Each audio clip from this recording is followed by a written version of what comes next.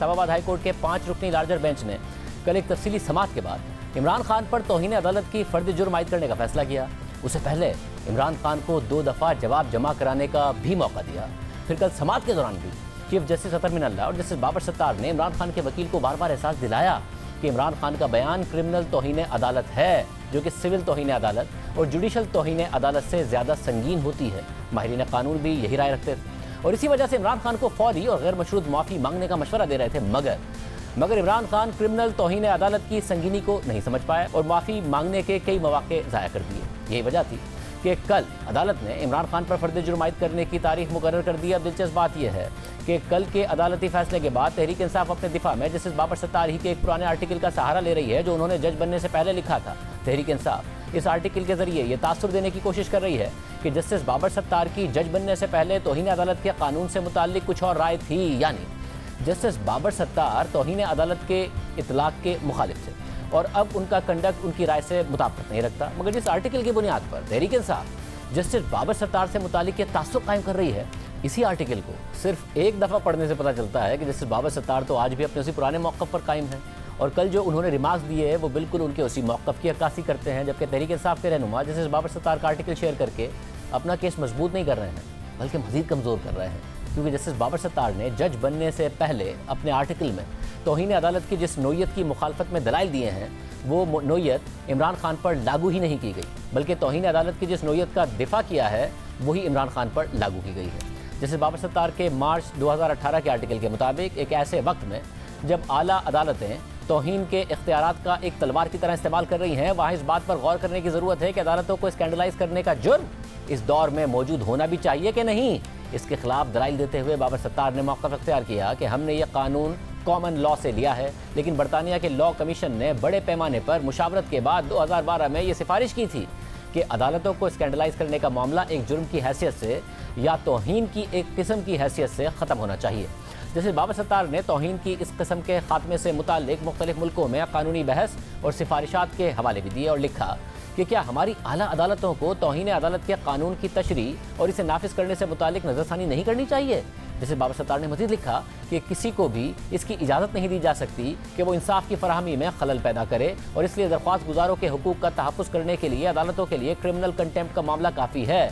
और सिविल तौहीन अदालत एक ऐसे टूल के तौर पर मौजूद है जिसके ज़रिए फ़ैसलों का निफाज किया जाए और दरख्वास्त गुजारों के हुकूक को लागू किया जाए। लेकिन जुडिशल कंटेम्प्ट जिसका इस्तेमाल एडमिनिस्ट्रेशन ऑफ जस्टिस के नाम पर किया जा रहा है वो अदालती कंडक्ट और उसके फैसलों को तनकीद से तहफ़्फ़ुज़ फराहम करने के लिए बिल्कुल एक ऐसी कोशिश हो सकती है जैसे एक पत्ते से जिस्म को ढापा जाता है और इसका खात्मा ज़रूरी है। यानी बाबर सत्तार ने जुडिशल कंटेम्प्ट और उसके इस्तेमाल के खिलाफ दलाइल दिए और कहा कि अदालती फ़ैसलों और जजिस पर तनकीद हो सकती है, मगर साथ ही वाज़ेह किया कि अदालत इंसाफ की फराहमी में खलल पैदा करने वालों के खिलाफ क्रिमिनल कंटेम्प्ट का इस्तेमाल कर सकती है क्योंकि इसमें दरख्वास्त गुजारों के हुकूक मुतासर होते हैं। अब ये आर्टिकल आपके सामने मौजूद है जिससे कहीं भी ये नहीं लग रहा है जस्टिस बाबर सत्तार अपने पिछले मौक़िफ़ से हटकर कोई नई बात कर रहे हैं। उन्होंने जज बनने से पहले अपने आर्टिकल में भी वाज़ेह अल्फाज में क्रिमिनल तौहीन अदालत की संगीनी का एहसास दिलाया था और कल भी वो इमरान खान के वकील से यही कहते रहे। जबकि जुडिशल तौहीन अदालत यानी जजिस या अदालत पर तनकीद से मुतालिक जस्टिस बाबर सत्तार ने अपने आर्टिकल में जो राय दी थी उस पर भी उन्होंने अपने कंडक्ट के जरिए अमल करके दिखाया है और किसी और के नहीं, तहरीक इंसाफ ही के एक केस में करके दिखाया है। अब से 3 दिन पहले तहरीक इंसाफ के रहनुमा फवाद चौधरी के खिलाफ तौहीन अदालत की शिकायत इस्लामाबाद हाई कोर्ट में दायर की गई थी और जस्टिस बाबर सत्तार उस पर समाअत कर रहे थे। फवाद चौधरी पर इल्ज़ाम लगाया गया था कि उन्होंने बयान दिया है कि इमरान खान को तौहीन अदालत केस में सज़ा नहीं दी जा सकती क्योंकि वो पॉपुलर लीडर हैं। फवाद चौधरी का यह बयान चीफ जस्टिस समेत तमाम अदलिया के खिलाफ है। दरख्वास्त गुजार का यह मौक़िफ़ था, मगर जस्टिस बाबर सत्तार ने चंद मिनटों में ही ये दरख्वास्त नाकाबिल समाअत करार देकर मुस्तरद कर दी और कहा कि सियासी बयानात से या फैसलों पर तनकीद से तौहीन अदालत नहीं होती। ऐसे बयानात पर कार्रवाइयाँ करेंगे तो कोई और काम ही नहीं रहेगा, सारा दिन यही करते रहेंगे। जैसे बाबर सत्तार के अलावा खुद chief justice Islamabad high court justice Athar Minallah मुख्तलिफ केसेस में कई बार कह चुके हैं कि अदालत को तनकीद से कोई फ़र्क नहीं पड़ता। कल की समाअत में भी उन्होंने ये बात बार बार दोहराई और बार बार इमरान खान को एहसास दिलाया कि आप हम पर तनकीद कर लें मगर मातहत अदलिया को धमकियाँ नहीं दी जा सकती, ये हमारी रेड लाइन है। यानी इस्लामाबाद हाई कोर्ट का तौहीन अदालत के केसेस से मुतालिक मजबूरी तौर पर कंडक्ट रहा है, मगर क्योंकि इमरान खान का केस क्रिमिनल तौहीन अदालत का है इसलिए पहले दिन से अदालत इसकी संगीनी का उन्हें एहसास दिलाती रही है। अदालत ने पहली समाअत के अपने हुक्मनामे में भी ये वाज़ेह कर दिया था कि बादियुन नज़र में हमारी राय है कि इमरान खान ने यह बयान इंसाफ और ड्यू प्रोसेस की राह में रुकावट डालने और अदालतों पर अवाम का एतमाद ख़त्म करने के लिए दिया था। साथ ही ये बयान इस मकसद से भी दिया गया कि अवाम की नज़रों में अदालती निज़ाम की सालमियत और साख को मजरू किया जाए। अदालत ने मजीद लिखा था कि हम समझते हैं कि तौहीन अदालत के इख्तियार को इस्तेमाल करते हुए हमेशा गुरेज का मुजाहरा किया जाना चाहिए। इस इख्तियार को कभी भी किसी के इनफरादी जज्बात की खातिर या अदालती फैसलों को जायज़ अवामी तनकीद से बचाने के लिए शील्ड के तौर पर इस्तेमाल नहीं किया जाना चाहिए, मगर यहाँ पर इंसाफ की फराहमी में अवाम का एतमाद, इंसाफ तक रसाई का शहरियों का हक और एक बेखौफ निज़ाम इंसाफ से बगैर किसी समाजी, मुआशी या सियासी वाबस्तगी के शहरियों को ड्यू प्रोसेस की फराहमी के हुकूक दाव पर लगे हुए हैं। ये तमाम अवामी अहमियत के मामलात हैं जो शहरियों के बुनियादी हुकूक से जुड़े हुए हैं। अदालत के इस हुक्मनामे से ही अंदाज़ा लगाया जा सकता था कि इमरान खान का बयान क्रिमिनल तौहीन अदालत के ज़मरे में आता है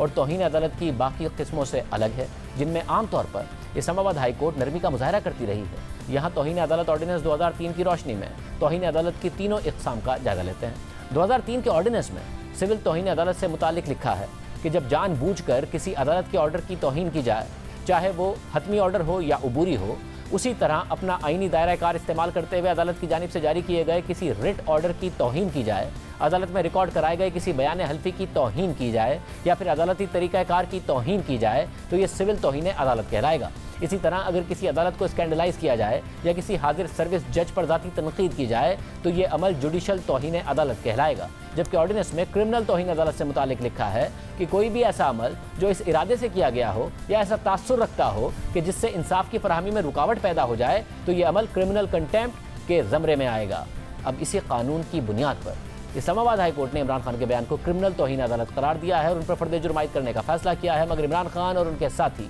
इस केस की संगीनी को अभी भी नहीं समझ पा रहे हैं और उल्टा इमरान खान के बयान को जस्टिफाई करने की कोशिश में लगे हुए हैं। देखते हैं 22 सितंबर को या 22 सितंबर तक इमरान खान पर फर्द जुर्म आयद होने के बाद या उससे पहले